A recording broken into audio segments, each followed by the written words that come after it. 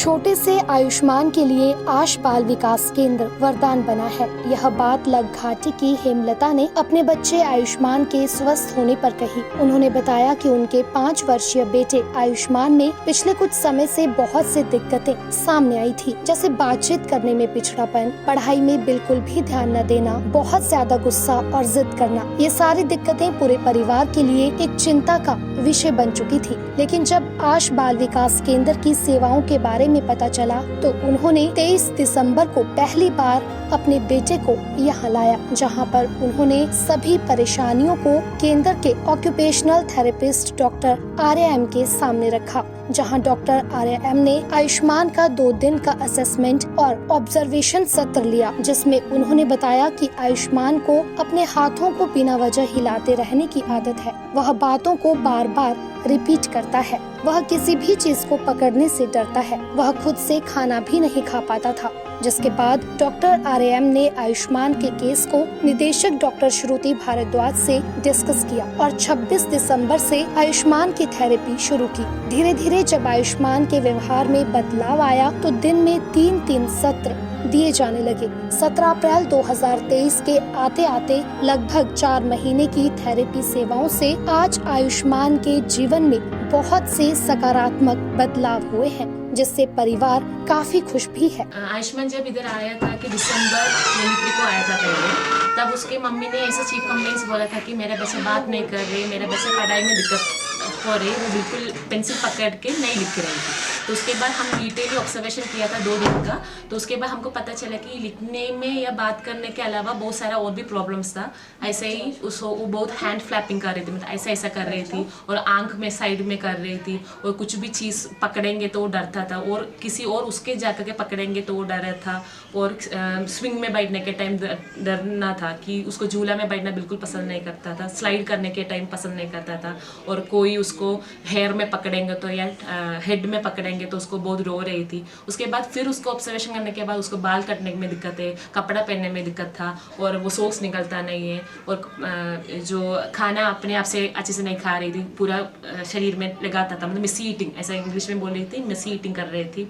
और उसके बाद उसका 2 दिन के ऑब्जर्वेशन के बाद उसको कंटिन्यूसली हम 5 महीने का थेरेपी दे रही थी। उसके बाद अभी हमको पता चला कि बच्चा का पहले जो कर रही थी उसके बहुत इम्प्रूवमेंट बच्चे को मिल रहे थे बात करने के लिए, बात करने में, वो पढ़ाई करने के टाइम भी। और पहले बात करने के टाइम अभी मैं उसको पूछ रही थी कि आपका नाम क्या है, वो भी ऐसे रिपीट करेगा आपके नाम क्या है, वो आंसर उसका आयुष्मान है उसका नाम, वो रिपीट नहीं कर रही थी, वो कुछ ऐसे ही बोलता है कि मैं आपका नाम क्या है। तो अभी हम उसको एक क्वेश्चन पूछेंगे तो आंसर देने के लिए भी अच्छे से आंसर देता है, और उसमें हम बोलता है इक्वलली, उसका इक्वलली बहुत अच्छे से कम हुआ है। और इंटेंसिव थेरेपी के बाद उसको अभी स्विंग में बिठाने के टाइम या कोई उसको टच करेंगे या उसका हेयर में कोई टच करेंगे के टाइम अभी वो रोता नहीं है, वो ठीक से बैठेगा, और हेयर कटिंग करने के टाइम वो कोऑपरेट भी करता है। आज के दिन पे हमारे संस्था को जैसे 4 साल हो गए, तो ऑलमोस्ट हमारे जो बच्चे रजिस्टर्ड हुए हैं या जिनको किसी ना किसी तरीके से थेरेपी की सुविधाएं मिले, वो नंबर 400 के ऊपर चला गया है। अगर मैं सिर्फ लास्ट ईयर की बात करूं तो लास्ट ईयर 86 बच्चों ने एक्टिवली थेरेपी ली, जो कि हफ्ते में मिनिमम 3 बार सेंटर में आके सर्विसेज ले रहे थे, और हमारे बस के अंडर भी हम बच्चों को देख रहे थे। तो बच्चे भी बढ़ रहे हैं, और हमारे जो प्रोफेशनल्स हैं, जो थेरेपिस्ट है, जो ये स्पेशलाइज्ड थेरेपी बच्चों को प्रोवाइड करती है, इस साल अभी हम कुल मिला के 8 थेरेपिस्ट हैं जो बच्चों के साथ डायरेक्टली काम करते हैं। और जैसे कि थेरेपी जो होता है वो एक बच्चा और एक थेरेपिस्ट, वो एक 1-to-1 इंटरेक्शन का पार्ट होता है। तो उसमें हमारे पास जितने ज़्यादा थेरेपिस्ट होंगे उतना हम ज़्यादा बच्चे देख सकते हैं। तो आजकल क्योंकि हमारे पास ज़्यादा ऑक्यूपेशनल थेरेपिस्ट है, जैसे आज के टाइम पे हमारे पास 3 ऑक्यूपेशनल थेरेपिस्ट है, 2 थेरेपिस्ट केरला से है, और मैं भी जैसे खुद ऑक्यूपेशनल थेरेपिस्ट हूँ।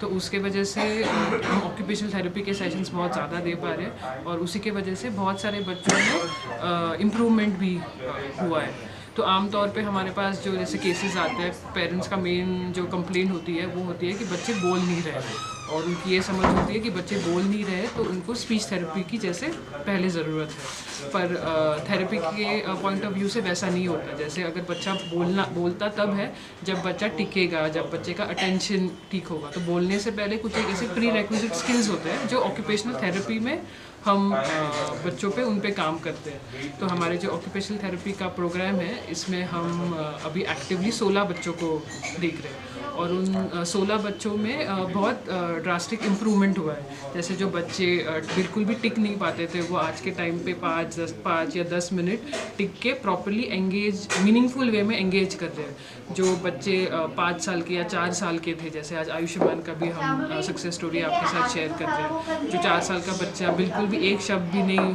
बोल रहा था, वो आज 3-4 शब्द मिला के प्रॉपर सेंटेंस बोल पा रहा है। तो ये सब जो ड्रास्टिक इम्प्रूवमेंट 3 से 4 महीने के बीच में हुआ है वो इसीलिए मुमकिन हो पाया कि हमारे पास ये ऑक्यूपेशनल थेरेपिस्ट है और हम बहुत अच्छे से बच्चों को सेशंस दे पा रहे हैं। 5 महीने हो गए हमें आश में लाकर इसको, और यहाँ पर थेरेपी दी जा रही है बच्चों को, और बच्चों में इम्प्रूवमेंट बहुत अच्छा हो रहा है। जैसे बच्चा वो बोलना स्टार्ट कर रहा है, जैसे अब स्कूल जा रहा है, स्कूल में लिखना शुरू कर, लिखना पढ़ना, और बच्चों के साथ भी इसका इम्प्रूवमेंट बहुत अच्छा हो रहा है। पहले क्या दिक्कत पढ़ने में बहुत प्रॉब्लम होती थी। जैसे जाता था ये स्कूल, जैसे बच्चों के साथ नहीं बैठता था, जैसे अकेले बैठता था, और अब जैसे इसमें पढ़ भी ला रहा है और लिख भी रहा है। जैसे इम्प्रूवमेंट बहुत अच्छा हो रहा है बच्चे में।